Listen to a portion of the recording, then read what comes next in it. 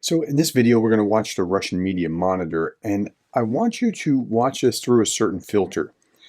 Whatever, for example, Solovyov says, I want you to think about how a Ukrainian would hear it.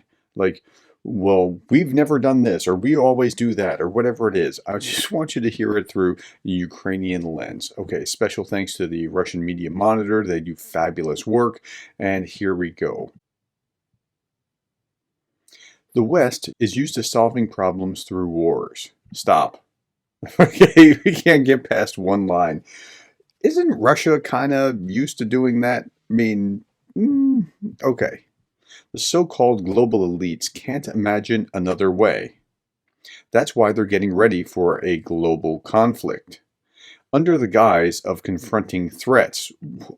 Is that not just what happened in 2022 in Russia and Ukraine?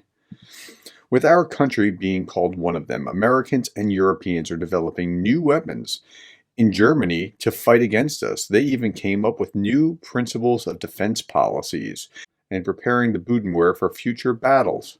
Once again, the West is openly calling for Russia to be defeated by any possible means. At the same time, the hypocrisy of Washington and its allies is totally evident. After all the savagery the Germans committed on our land, Olaf Scholz and Baerbock and all these blanks should stay silent forever. Well, let's think about that. So the savagery that Germany committed was bad. Let's call a spade a spade. But that was what, 70, 80 years ago, something in that neighborhood. So, um, yeah, we probably want to think about what savagery is going on today and why, and worry more about that than what happened 70 years ago. Nobody's talking about what the Japanese did in World War II. That was a long time ago. That was generations ago. Most of that generation is now dead. In ravaged Berlin, Soviet soldiers were feeding German women, kids, and the elderly, and they were also raping German women. So it's not like you're kind of missing half the equation. Now, this world has the gall to say something to us. Yeah, because you're the one that's perpetrating this. Some ICC dared to raise an eyebrow at our president. Yes, he's a war criminal. It remains silent about Netanyahu and the rest. Okay, so he's comparing Netanyahu, whose people have been attacked by terrorism, Hamas terrorism. Forget what you think about, Israel should be this or Palestine should be that. Separate that. The Hamas terrorist attacked his country. That's a different place than what Putin has done, or even if you stand with Gaza, that's still a different place than what Putin has done to Ukraine, right? It's not the same thing. It is silent. It's scared. They say to us, it turns out we are waging a brutal war in Ukraine. Yeah, you are. That's correct. Listen, you Western degenerates. Don't you see what is happening in your Middle East? The phrase never again applies not only to the Jewish people, but to any people living on earth. Now let's apply that to Ukraine. Remember the Holodomor? I think we should apply the never again to Ukrainians and protect them from Russian aggression. But you can't even see past yourself to see how tone deaf your message is. Never again should people be destroyed. I agree. Because of their nationality or religion, like being Ukrainian, which you claim is not even a nationality in and of itself. It's this false kind of political understanding of who you are. This is elementary. The world doesn't understand how to get out of the situation where it's placing itself, and we're quickly descending not only into a world war, but into total degradation of any moral principles. The level of Western lies is such, okay, I've got to stop there with the level of Western lies is such, have the West engaged in lies and propaganda? I can't imagine that they haven't to some degree. They have, no question. I don't doubt that. But the difference is not just of degree, but almost of kind, the level of propaganda. We're not even playing in the same game or the same ball field. It's just so different. We will see things in Western media, And then we'll see Russian state media outright deny what we already know to be true. Like in Bucha, they deny these atrocities that Western media, free media, has seen on the ground with their own eyes, reported, shown photographic evidence, and then Russian state media comes along and looks at that and says, "See, these are actors. It's all made up. See this, how this hand twitched. It's an actor on the ground." No, that wasn't actors. We see that civilian infrastructure in Odessa is destroyed, and they say, "No, we've targeted missiles and an ammo warehouse," and it wasn't missiles or an ammo warehouse. It wasn't any of that. But they lie, and they just think that because they control media within Russia, it's okay to lie. The level of Western lies is such that it causes the feeling of total disgust. Yes. Margarita Semenova, I want to give thanks to our Supreme Commander for resisting the demands of many, including the cries of the people.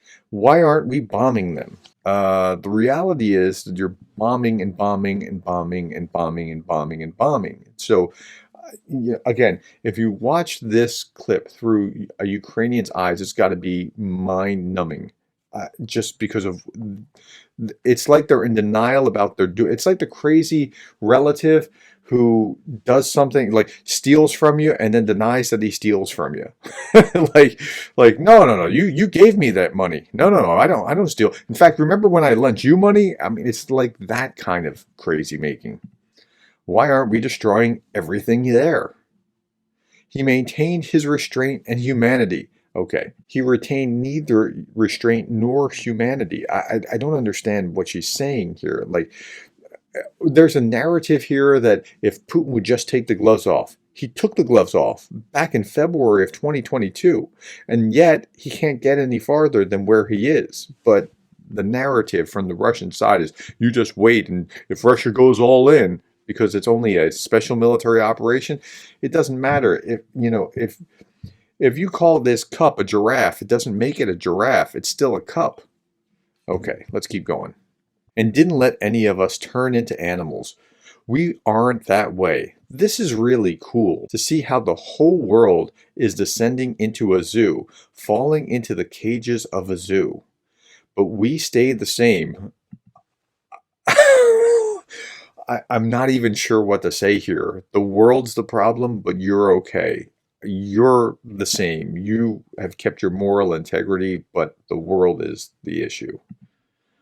Meanwhile, they're striving to dehumanize us. Okay, again, I started off this video saying, just imagine seeing this through Ukrainian lens, like somebody who's Ukrainian, who's had relatives killed or raped or brutalized by the Russians, dehumanized by the Russians, and you're complaining about how the West is, in words, dehumanizing you. Meanwhile, you and I in particular, an article came out. There's a big demand in Western media. Every day they're concocting these articles dedicated to the dehumanization of those around Putin. First and foremost, they call those the mouthpieces of Putin's propaganda. Of course, that's you and I. It says, among other things, that I'm expressing outrage about the deaths in Gaza, but always cracked caustic jokes about deaths of civilians in Ukraine. Never. Absolutely never. It's totally impossible. Well, it's not totally impossible. You have been very cold and calloused, even now, talking about Ukraine. And here, you're not talking about Ukraine. You're talking about how bad it is that people are saying words to you when you can't see that Ukrainians actually lost their lives. This is their talent, Pooty. Lowlifes. We shouldn't underestimate the demand for dehumanization. I'm observing it everywhere. It's happening not only in Western media. What is their goal? To silence us. To silence all of us, standing in this studio. Not only us, but hundreds of other people who loudly defend Russia's position, to defend their motherland. This is important and has impact. They're sticking our patriotic camps against one another. They're sticking the Dagestanis onto the Jews and the rest of the people in the Caucasus against the Dagestanis for that action. They're sticking patriotic people on you and I. They latch onto some words that were or weren't said, like Zigar did.